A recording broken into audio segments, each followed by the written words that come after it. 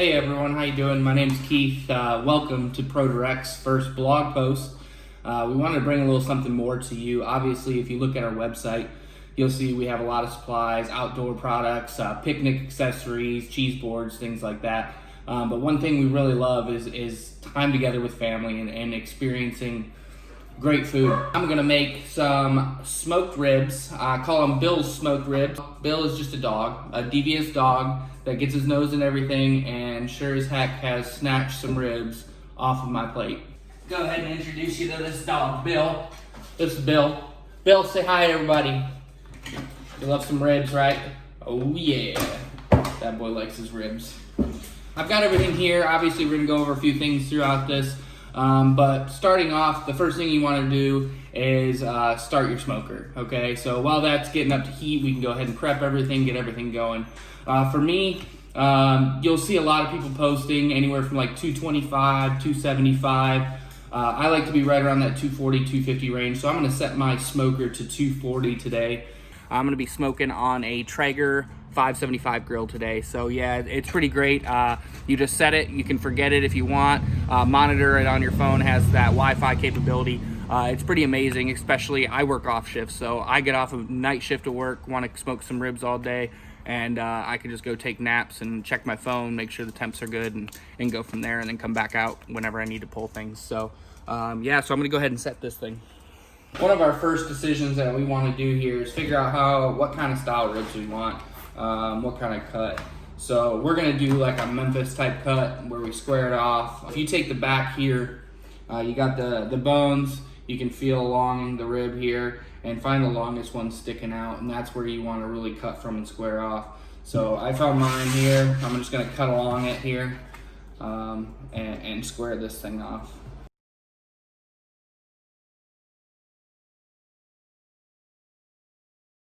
Just because the end here tends to be a little thinner, it's going to end up cooking through a lot more. I just cut a little bit of it off as well to square it off, make sure that I have the same thickness throughout. These do have a membrane on them, so you're going to want to go ahead and get that off.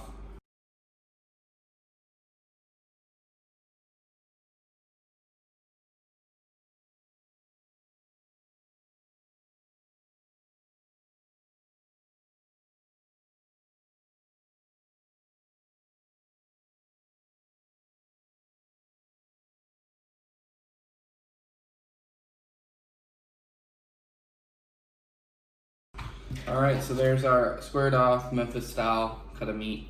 So now's the fun part. We're gonna get into the seasoning of our meats. So first layer, we're gonna be generous. Nothing too crazy, but just run it through it all, make sure it gets all the edges and everything too.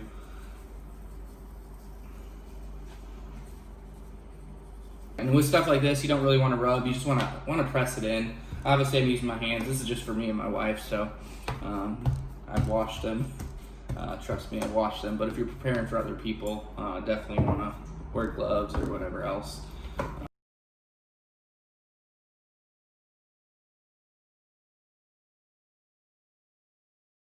Alright, so for a base you can use oil, mustard, really just about anything you want. This is not for flavor, this is just to get something for your seasonings to stick onto.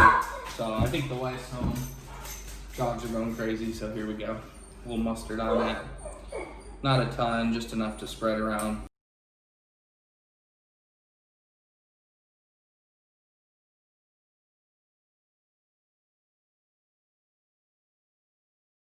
So now that that's done, we're gonna keep pressing here. Now we go into our rubs. There's so much out there as far as rubs go. Definitely just try a few out, figure out what works for you. I've done Bad Byron's originally, and it was great. The ribs turned out phenomenal. Watching How to Barbecue Right, I got the idea for the Killer Hogs, and I really do enjoy it too. I've done it so far, even on a pulled pork, and it's phenomenal. It's great. It leaves like a very nice color, the mahogany that you want to look for. So I got this Killer Hogs, the barbecue rub. I'm gonna go ahead and make that my thick layer. So you want to put that on fairly thick. You want it to cover all the meat.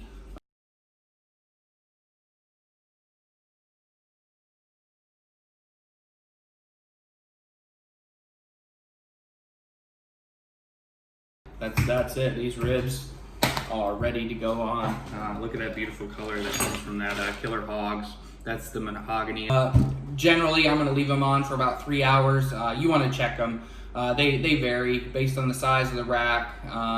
Cooking temperatures kind of flex a little bit, but overall they stay pretty steady with this Traeger right around the 240 that I have it set to. But just watch the color throughout. I'm gonna check in here and there. About every hour, I'm just gonna do a quick spray. All right, so one thing I wanted to show you here as I get them in is you wanna get those bones straight, and you wanna push that meat together so it thickens up a little bit. So when you get it on there, just kind of shrug it up a little bit. Get those bones crossed nice and even. That way you got an easy way to cut, so you're not cutting at an angle and really jacking it up. All right, while we wait for the last 30 minutes of that meat to get done here, ready to wrap, we're gonna go ahead and make our marinade. We're gonna wrap the meat in this. What Malcolm Reed does is he puts down a layer, his seasonings, brown sugar, a little bit of honey and everything, butter. But I'm gonna go ahead and do it all in a pan here and make like a sauce and just drizzle that over.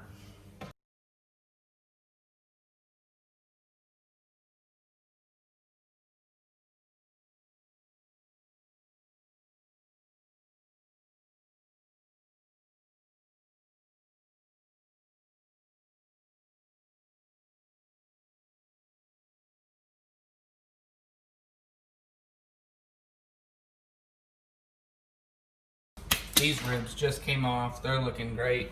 Got a nice color going, and they are ready to wrap. So the first thing we're gonna do here, before we wrap, put down a nice little layer of some more seasoning.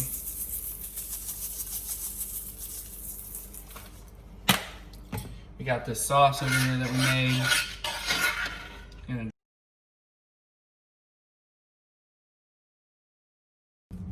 meat side down. I see all these little black pieces on the edges. This is just the blood coming out through the bone. You just pick that off. Not that big a deal, but just for look. Get rid of a little bit of that.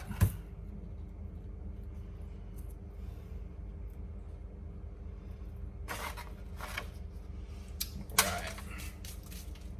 So we're just gonna, another little coat of seasoning. We're just gonna pick this guy up this time. Do a little drizzle.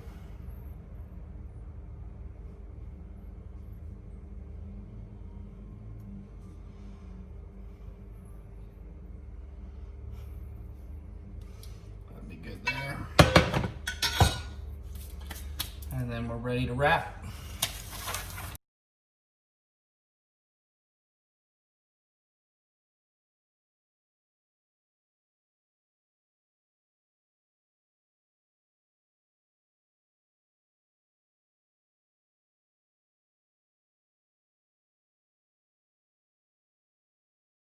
All right, so those are ready to go back on. At this point, I'm gonna keep it 240 for a little while. I'll probably end up turning it up to about 275 throughout.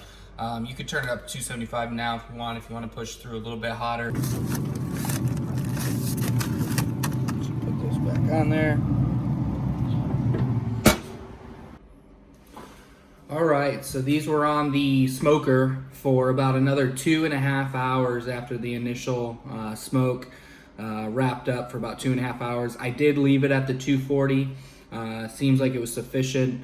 I went ahead and stuck a thermo pin in there. Towards the end, it was reading right around 204, 205. 203 is kind of that marker area, but anywhere between 202 to 206, you're looking really good for these things.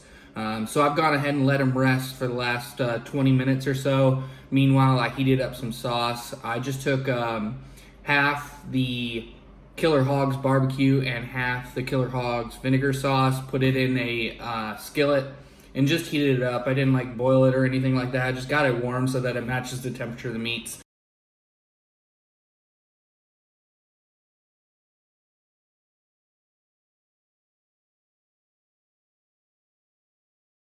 Bill is in the kitchen. He smells these ribs.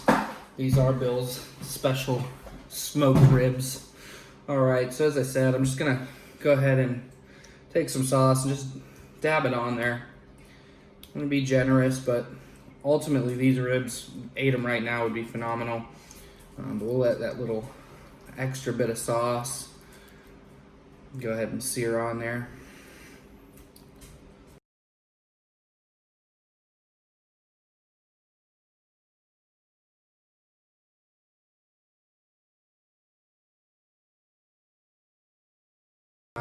Like I say, we're just gonna throw it on, probably just 10 minutes. I really don't want it to cook anymore. I just want that sauce to be able to sear on. I'm gonna keep, I got half a pot of sauce still left. I mean, if you wanna leave it over so you can dip in it if you like, but this thing's gonna be packed with flavor. There's really no need for the rest of it, honestly. I'm just gonna end up pulling it right off and going to town on these bad boys. 350 degrees on the smoker for about 10 minutes. All right, so these bad boys are done. We got a beautiful color on them. Really happy with the way they turned out. With that pullback, it makes it really easy to cut because obviously you can see where the bones are. I tend to flip it over just so that I can actually see it. Do what you want, obviously with that one. But I'm just gonna cut along the bones here.